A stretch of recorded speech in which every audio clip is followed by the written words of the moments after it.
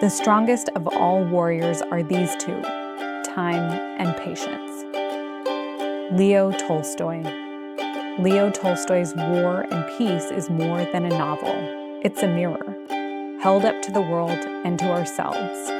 First published in 1869, it sprawls across more than 1,000 pages and decades of Russian life.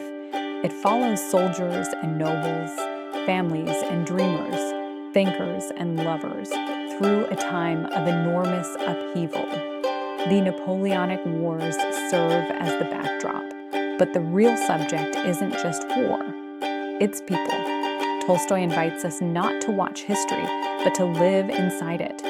Through Pierre, Natasha, Andrei, and Maria, we see how love survives in the shadow of loss, how ego distorts truth, and how peace is often a very private act. What emerges is not just a chronicle of a nation in conflict, but a profound meditation on the inner wars that shape our lives. Why read War and Peace today? Because we live in a world that still swings between chaos and calm. Because the politics have changed, but the questions haven't. What is worth fighting for? What is history really made of? Can we ever truly control our fate? And what does it take to live meaningfully through uncertainty?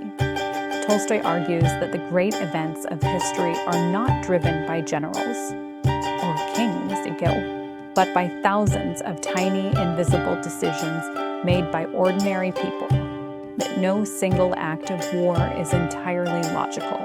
That peace cannot be dictated, only lived. He dismantles the myth of the great man theory of history. He refuses to credit one leader or one moment.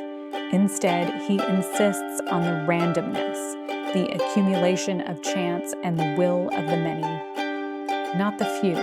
History is not a spectacle. It is a fog. He lets us see the battlefield not as a symbol, but as a confusion. Dust, fear, contradiction, and life, even in war, insists on continuing. In the smell of bread, in the glint of candlelight, in the press of a hand against a door. War, as Tolstoy shows, is not always explosive. It's slow, bureaucratic. It marches on paper and takes its toll in routine. It tears through marriages, cities, memory, but even in its worst moments, people go on living. And sometimes that is its own kind of resistance.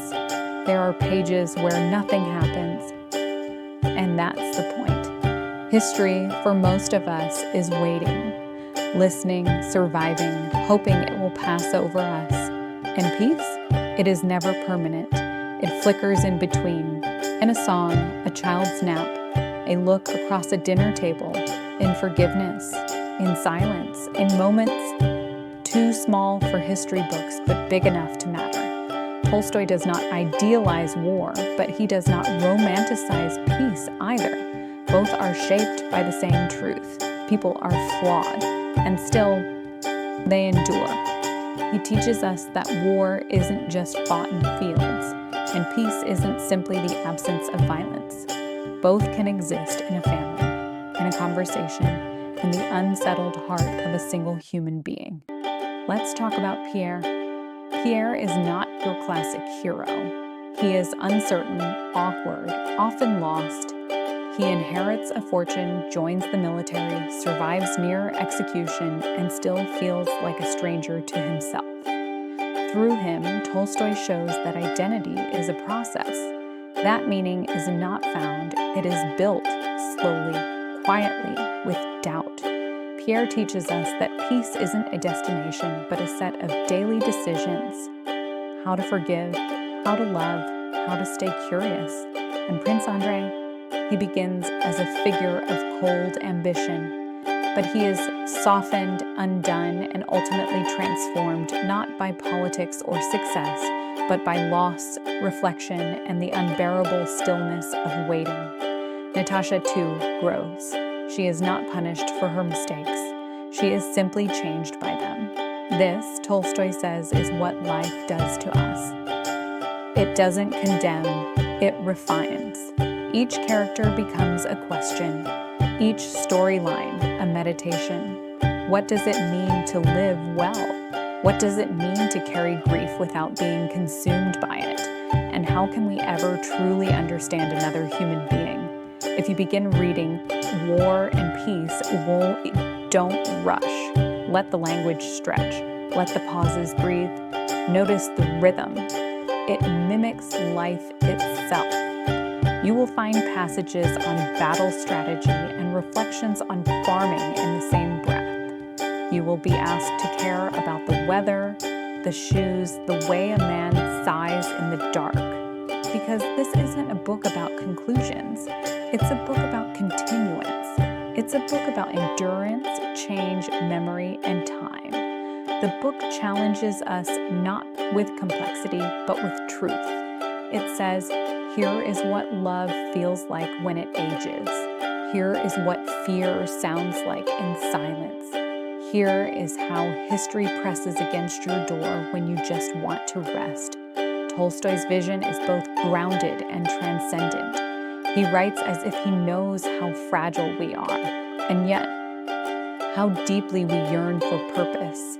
He writes about war not to describe it, but to dissolve its glamour. He writes about peace not to celebrate it, but to show how easily we lose it.